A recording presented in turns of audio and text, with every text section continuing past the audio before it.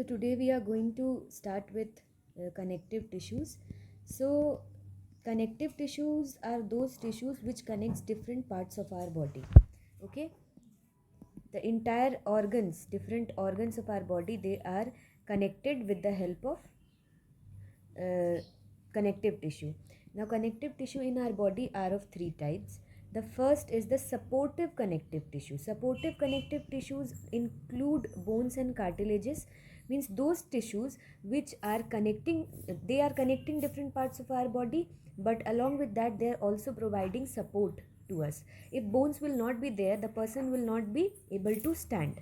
Okay, so bones and cartilages are also a part of supportive connective tissue. Cartilages are found on the external part of the ear. If this is ear, the external part of the ear, you can see it is very elastic, you can twist and turn that. Okay, so such parts of the body which are very flexible and which can be twisted and turned, that part of the body consists of a supportive connective tissue which is called as cartilage. Okay, so bones and cartilages, they come under the criteria of supportive connective tissue. Then we have another tissue which is called as fibrous connective tissue.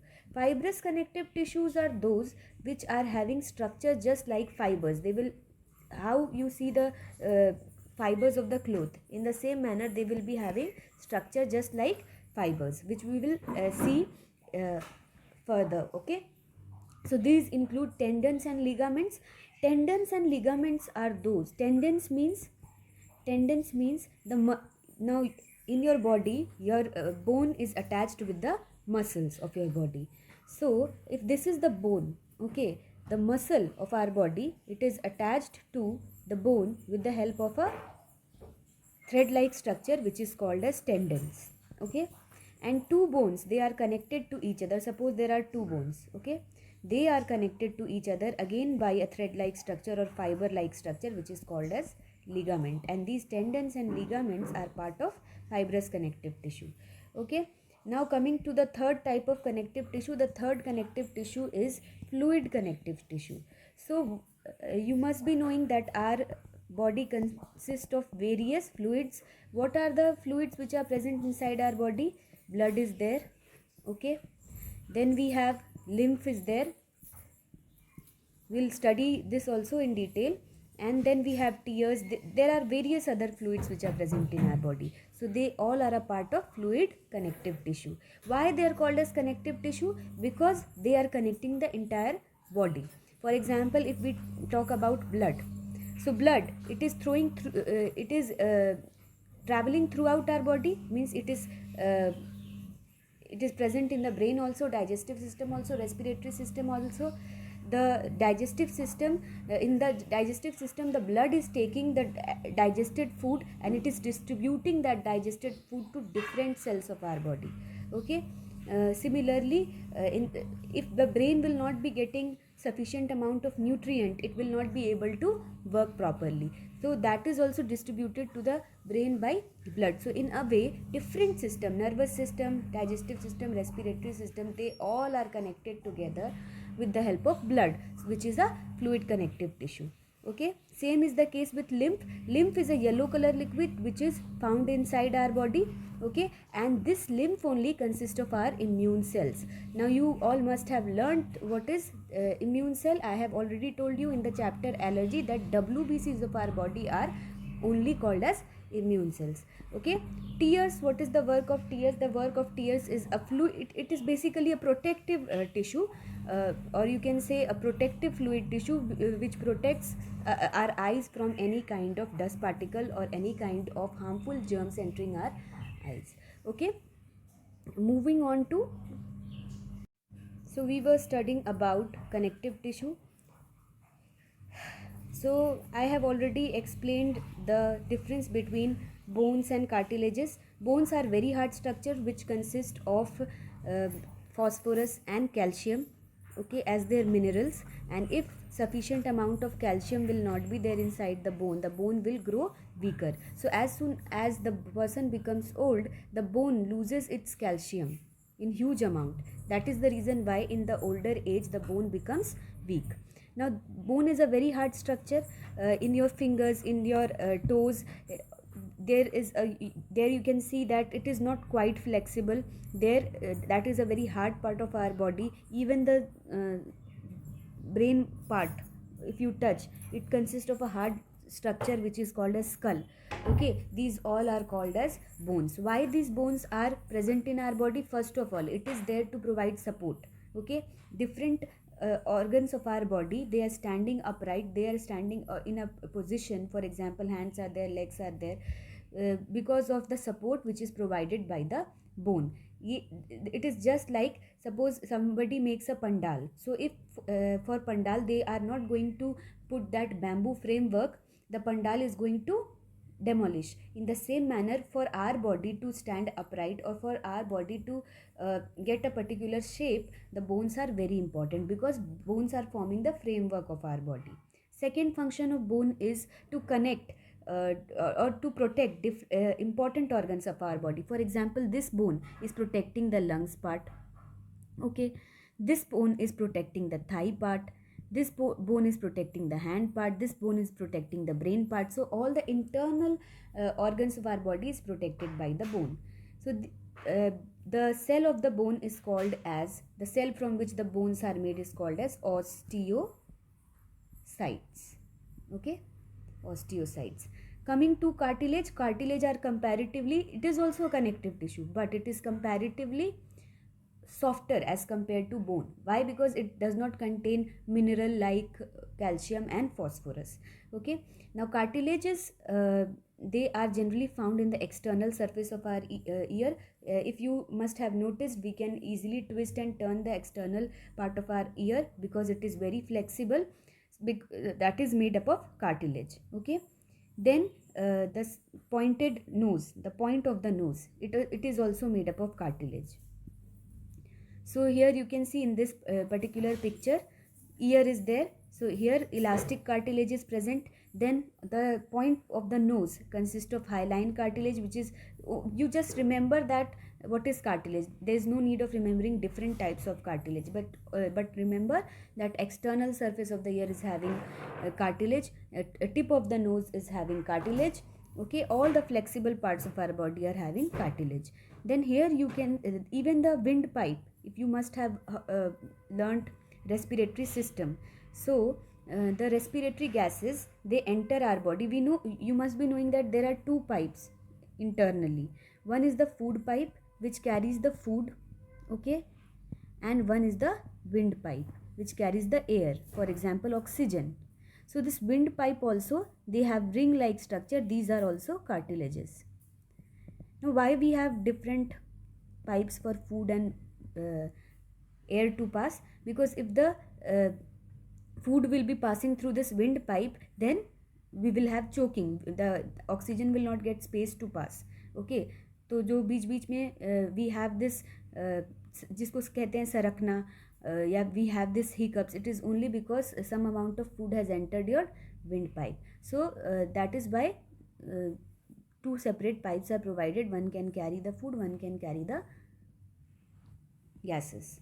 Okay, moving on to, so we have almost discussed cartilages and bones. Moving on to another type of tissues which we discussed in the previous section, that these are fibrous connective tissue. The structure they have is just like a fiber, just like a thread. Okay, so here you can see, here this is the bone, okay, and this is the muscle of our body.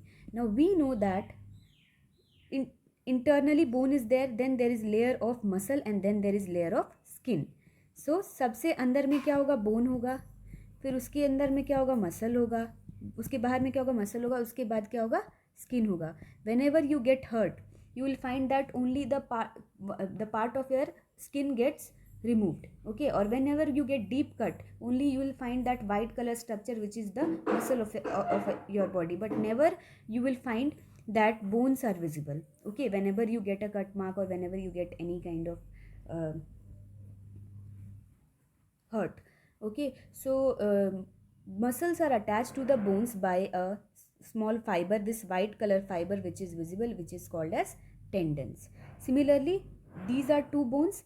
two bones are connected by this white colored fiber like structure, which is called as ligaments. So always remember, don't get confused, that when two bones will be connected by a fiber, that will be called as ligament, and when two muscle will be connected by a bone, that will be called as tendon. So these are fibrous connective tissue. Their appearance is just like a thread. Moving on to other fibrous connective tissue. So this is areolar tissue. Areolar tissue will be having air spaces in between this white colored structure which you can see. Okay, and this areolar tissue help to bind your skin to the underlying tissues. Okay, so this is the structure of areolar connective tissue. Then there are certain organs of our body which stores the extra amount of food in the form of fat. So those organs will contain this middle tissue which is called as adipose tissue. Okay, coming to other third type of connective tissue, which is fluid connective tissue, blood. So blood is made up of, as you all know, blood is made up of a liquid part. The liquid part of the blood, okay, which you see is called as plasma, and that plasma consists of three type of cell. One is the RBC, that is the red blood cell, which provides red color to the blood. Why? Because it consists of hemoglobin. Okay, then WBC cell is there, which is also the immune cell of our body, as we have learnt. And third is the platelet. The work of platelet is to do blood clotting. What is blood clotting? Whenever you get hurt, for some time the blood comes out of your body, but after some time what happens? The coming out of blood stops. Why? Because of this platelet cells. Platelet cells do not allow the extra amount or huge amount of blood to come out of your body. They do the blood clotting. They form thick mass of blood. They convert the liquid blood into solid form so that the blood cannot come out and there is no blood loss to the patient. So blood is a form of fluid connective tissue. Then apart from blood, as I have already told you, there is a yellow color fluid in the body which is called as lymph. The work of this lymph also circulates in the entire part of the body. Why? Because it consists of our immune cells, again white blood cells. Okay, and this white blood cell is circulating throughout the body, and it is fighting with the germs which are attacking different parts of our body. So lymph is also a fluid, it's a connective tissue, and lymph always, like blood flows inside the blood vessel. Okay, blood flows inside the blood vessel, which is called as veins and arteries, which is which you can see on the surface of your hands or legs. Okay, so blood flows through that, which is called as blood vessel. In the same manner, lymph liquid flows through a pipe like structure. Okay, these pipe like structures which you can see, which is called as lymph vessel. Because if they will not flow in this pipe like structure, what will happen? Even if you will get a single cut mark, the entire blood or the entire fluid of your body will come out of your body. Okay, coming to the muscular tissue. Muscular tissue is a different criteria compared to the connective tissue. All the muscles which help in our locomotion and movement will be included in this. Okay, so first is the skeletal muscle. So skeletal muscle is also known as the striated muscle. Okay, striated muscle are those which are generally found attached to the bones. Okay, they are striped. Striped means these these ring like structures which you can see in the picture. These ring like structures are called as stripes, like you have seen the stripes in zebras. Zebras also have stripes in their body, black color. Okay, in the black and white. So in the same manner, these muscles consist of stripes. That is why they are, and these muscles are found in the skeletal system, attached to the skeletal system, that is the bone. That is why they are called as striated muscles. They are voluntary muscles, means these muscles you can work on your voluntary means the work which can be done on our own will. So these muscles you all can move with your own will. For example, the muscles which are present in the hand and leg, it is moving on your demand. Okay, so these are voluntary muscles. Usually they are attached to the skeletal system, as I have already told you, that is bones and cartilage. Then we have smooth muscle. Smooth muscle, they are non-striated, and non-striated means they do not have a straight structure. Spindle shaped, this shape is called as spindle shaped. And uninucleated means they consist of only one nucleus inside the cell. Involuntary means the movement of these muscles are not under our control, and they are found in most of the internal organs of our body like heart, stomach, the muscles which are present in our heart, stomach, lungs, they are not under our control. They are working by their own, so they are involuntary, usually covering the wall of internal organs. Coming to the cardiac muscle, these are of course found in the heart. Cardiac word is related to heart, so they are found inside the heart. They are also striated, branched and uninucleated. They are also involuntary. The muscle inside the heart is involuntary, they are not under our control. These cardiac muscles, they are tireless muscles, means as you all already know that heart beats throughout our lifetime, as long as we are alive. So they are very tireless muscle, वो इतने जल्दी थकते नहीं है. Throughout the lifetime they keep on working. It's not like other tissues.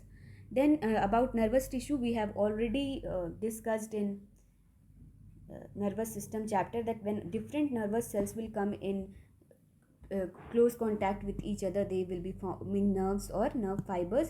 They are nothing else but the nervous tissue. The work of it is to conduct messages from the organs of our body to brain, and from brain to the different organs of our body.